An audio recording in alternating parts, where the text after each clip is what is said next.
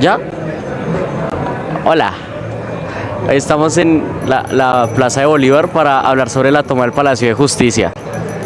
Tengo gripa. El 19 de abril de 1970, tras la victoria de Misael Pastrana en la presidencia, de una manera irregular a Gustavo Rojas Pinilla,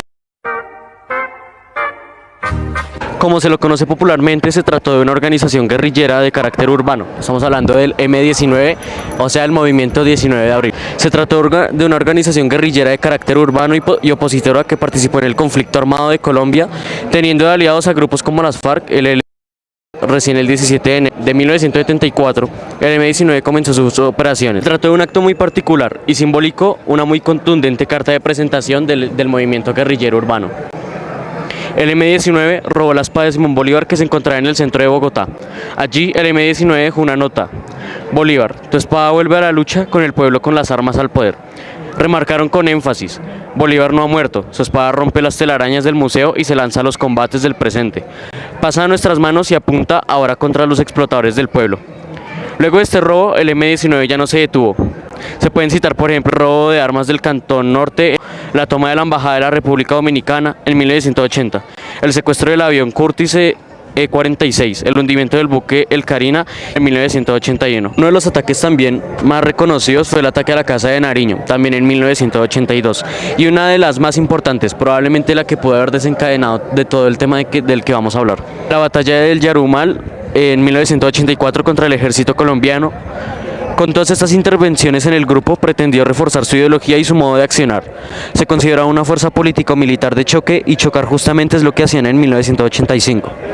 Organizarían y llevarían a cabo un golpe icónico para Colombia, la toma del Palacio de Justicia. Eso hay que hablar de una serie de acuerdos que, aunque pretendían traer paz, desataron una cruel contienda cuando se rompieron. Los acuerdos rotos pueden tener la absoluta certeza de que M-19 sabrá cumplir con honor lo que ha firmado los acuerdos del Corinto, Obo y Medellín. Fueron los que se juntaron entre el Movimiento 19 de Abril y el Ejército Popular de Liberación con el gobierno de Belisario Betancur. En dichos acuerdos, las partes firmantes se comprometieron a un cese bilateral al fuego y a la búsqueda conjunta de una salida política del conflicto armado interno de Colombia.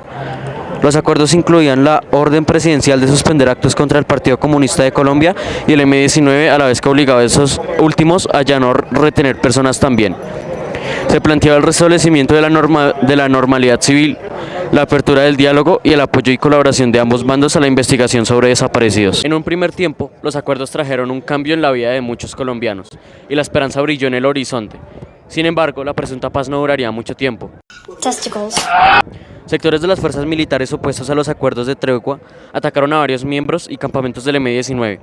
Álvaro Fayad, líder de la organización, no tardaría en anunciar la rota tregua. Del mismo modo, Fayad junto con Luis Otero Fuentes se encargaría de organizar el golpe que pretendía llevar a un juicio popular a Betancur por romper los pactos. Dicho juicio decidieron debía llevarse a cabo en el Palacio de Justicia, por el valor simbólico del lugar y por las presencias políticas de relevancia que allí se encontrarían. Comenzaron a esbozarse los planos que darían forma al fatídico 6 de noviembre. Analicemos minuto a minuto cómo sucedieron los acontecimientos. La toma propiamente dicha, 7 guerrilleros del M-19 vestidos de civiles ingresaron entre las 10 y 30 y las 11 de la mañana al Palacio de Justicia. Cada uno tomó una posición estratégica dentro del lugar cerca de las 11 y 30 de la mañana. Este man salió más en el video que yo, qué tristeza. Después, 3 vehículos con 28 personas a bordo ingresaron al sótano del palacio. Para dar inicio a la operación, ya desde el comienzo el accionar estuvo asignado por muertes. 2 celadores privados y 2 guerrilleros perecieron en estos primeros segundos al oír los estruendos del sótano. Los integrantes del M-19 que habían ingresado al principio sacaron sus armas y anunciaron la toma. Periodistas que cubrían el palacio no tardaron en dar la noticia por la radio. Un tanque intentó ingresar al sótano del palacio con el respaldo de 14 soldados, sin saber que 6 guerrilleros se encontraban custodiando el lugar. Sería apenas el principio de una serie de enfrentamientos y letales. Mecha, todo lo que hice en esta vida para estar con ella. A las 2 de la tarde, un tanque cascabel disparó proyectiles y 2 bombas para derribar la puerta principal del palacio. Luego, 4 tanques se internaron en el primer piso, uno de ellos comandado por el coronel Plazas. A la vez, en el sótano se desataba lo que sería el primero de 3 incendios. Disparos, gases lacrimógenos, francotiradores apostados en edificios, El panorama no era para nada alentador. Para ese momento, el sótano finalmente quedaba bajo el mando del batallón presidencial, el primer y segundo piso bajo el control de la escuela de caballería para hacerse cargo del tercer y del cuarto piso, donde los guerrilleros estaban replegados. Ingresó la escuela de artillería.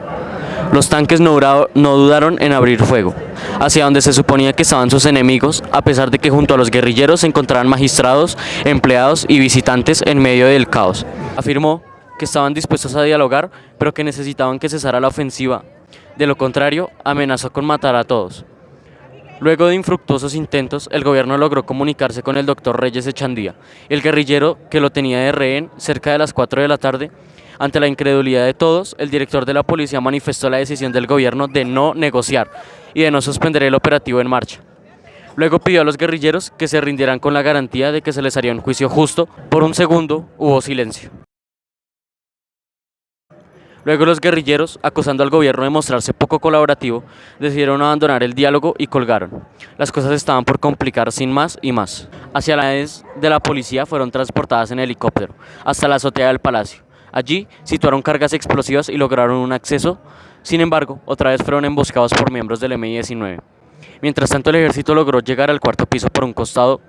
Por el otro costado, llegó el COPES en la mitad. Guerrilleros y rehenes, ninguno sobrevivió. Después de la despiadada balacera entre las 5 y 5:30 de la tarde, miembros de las fuerzas del Estado liberaron a algunas personas que permanecían escondidas en el primer piso. Desde ese momento en adelante, varios sobrevivientes lograron salir de distintas formas del Palacio de Justicia y algunos fueron conducidos a la Casa del Florero para ser interrogados y registrados antes de ser enviados a sus casas y a centros hospitalarios. O eso se supone. Ya volveremos sobre este punto. Cerca de las 6 de la tarde se inició el tercer y el más fuerte incendio en el cuarto piso, luego de que vehículos militares dispararan alrededor de 5 rockets hacia ese sector entre las 6 y 7 de la noche. Aproximadamente 60 rehenes y 10 guerrilleros se refugian en un baño que estaba entre el segundo y tercer piso. El incendio se continuó propagando a lo largo de toda la noche. Una noche llena de terror e incertidumbre. A las 9 de la mañana del otro día, los rehenes escucharon por la radio, azorados, que el ejército tenía totalmente controlada la situación y que se procedería con la operación Rastrillo. El consejero de Estado fue liberado para enviar un mensaje al gobierno al M-19. Quería establecer una intermediación en la que los magistrados servirían de garantes. Sin embargo, ese mensaje nunca llegaría a destino. En el baño en donde se producía la resistencia hubo una fuerte explosión y en un episodio confuso todos los rehenes terminaron acribillados. De este modo, y luego de 28 horas, se dio por finalizada la toma del Palacio de Justicia. Pero el rastro de violencia inescrupulosa no se detendría. Algunos guerrilleros denominados especiales por la fuerza pública fueron trasladados al segundo piso de la Casa del Florero y posteriormente remitidos a instalaciones militares. Algunas personas, 7 de ellas, identificadas, salieron con vida del palacio y desaparecieron después. Como pudo observarse, la retoma fue tan o más violenta que la toma, lo que generó inmediatamente una serie de debates sobre el porqué de tan vergonzoso accionar. Arias Cabrales, comandante de la Brigada 13ª, había implementado lo que años después se conocería como la solución final. La solución final formaba parte del Plan Tricolor 83, que preparaba a las Fuerzas Armadas a reaccionar con toda la fuerza si se presentaba en el país una insurrección generalizada o una guerra con algún país limítrofe. La operación de retoma estuvo lejos de ser un acto espontáneo.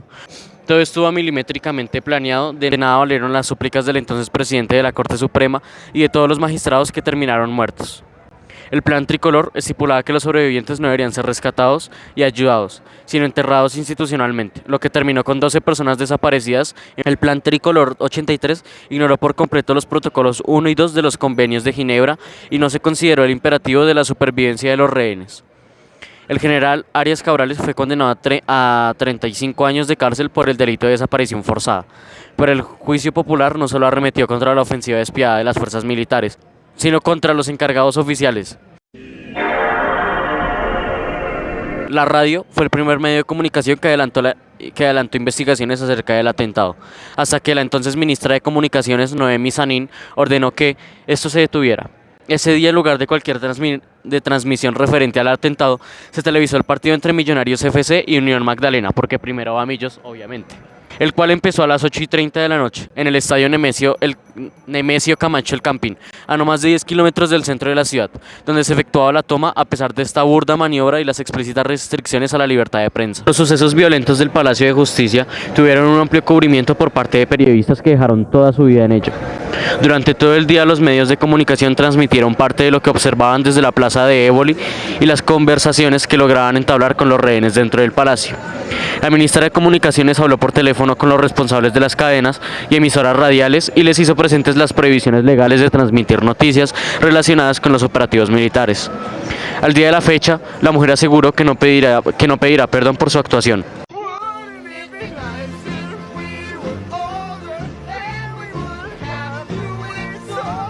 Toma, que significó no solo las muertes contabilizadas, sino que, como ya se mencionó, la desaparición de una docena de individuos víctimas y reparación en octubre de 2015. Se identificaron los cuerpos de 2 mujeres que trabajaban en la cafetería del palacio y de una tercera que estaba en visita en el lugar el trágico día. Mismo en 2017 se hallaron los restos de otro empleado de la cafetería en una tumba que tenía el nombre de otra persona. Meses después se identificó el cuerpo de un empleado del edificio. Es entonces cuando Pablo Escobar entra en la trama del papel. Alias Popeye, la mano derecha del narcotraficante colombiano, Pablo Escobar, relató en una entrevista antes de morir el papel que tuvo el mafioso en este doloroso capítulo de la historia colombiana en 1985, con el imperio del cartel de Medellín llegando a su punto más alto de poder. Escobar detonó una guerra contra el gobierno de Belisario Betancur y la extradición de narcos a Estados Unidos de América. Popeye reveló que su patrón financió al grupo guerrillero para que ejecutara al actor terrorista. Según su versión, Escobar le entregó armas y $2 millones a Iván Marino Ospina, jefe militar del M-19, insumos que de hecho fueron cruciales para llevar a cabo el plan que pronto ocuparía todos los titulares. La financiación tenía un objetivo. Lo primero que tenían que pedir los comandantes guerrilleros era que el gobierno renunciara a la extradición de colombianos a los Estados Unidos, y luego tenían que quemar los expedientes del caso. Alias Popeye, quien pagó una condena de 23 años de prisión, fue recapturado en 2018 y falleció en la cárcel. Esta versión fue apoyada por la Comisión de la Verdad, una entidad autónoma del Estado colombiano que busca el esclarecimiento de las causas del conflicto armado interno, que satisfaga el derecho de las víctimas y de la sociedad a la verdad y contribuya a sentar las bases para la no repetición. Sin embargo, en 2020, desmovilizados del M-19 reconocieron que tomaron el Palacio de Justicia para presionar al gobierno, pero negaron toda relación de la antigua guerrilla con el famoso narcotraficante. Entonces, ¿se buscaba venganza por la rotura de pactos o todo se redujo a una maniobra de narco encubierta? ¿Acaso fueron ambas? Algunos historiadores aún no se deciden. Lo que sí es concreto es que un mes antes de la toma, la situación ya era por demás delicada en el Palacio de Justicia. Teniendo en cuenta lo narrado hasta ahora, el 20 de septiembre de 1985 se realizó una reunión entre funcionarios del gobierno y algunos magistrados, entre los que asistió Alfonso Reyes Echandía. Esto con el fin de analizar las medidas de seguridad que se iban a tomar para resguardar a quienes tenían a su cargo el tema del tratado de extradición de colombianos por narcotráfico. Todos habían recibido amenazas de muerte. El 27 de septiembre y el 15 de octubre la Policía Nacional hizo un estudio sobre la seguridad del palacio. 2 días antes del asalto, la Policía Nacional retiró la vigilancia asignada al edificio, dejándola en manos de una empresa privada. Antes de hacerlo, advirtió a los magistrados de la Corte Suprema de Justicia y del Consejo de Estado acerca de los planes del M-19. La información de un posible ataque ya se había filtrado. Aún son sospechosas las razones por las que la seguridad fue retirada tan convenientemente, y hay versiones contradictorias. Lo cierto es que la mañana del 6 de noviembre de 1985, la guerrilla del M-19 tomó el Palacio de Justicia en la Plaza de Bolívar. Me informan que si el creador de este vídeo, o sea, Campitos, no queda exonerado, se va a poner triste y se va a cortar el brazo derecho. Le ponemos una tutela a Jonathan por hacernos venir hasta acá.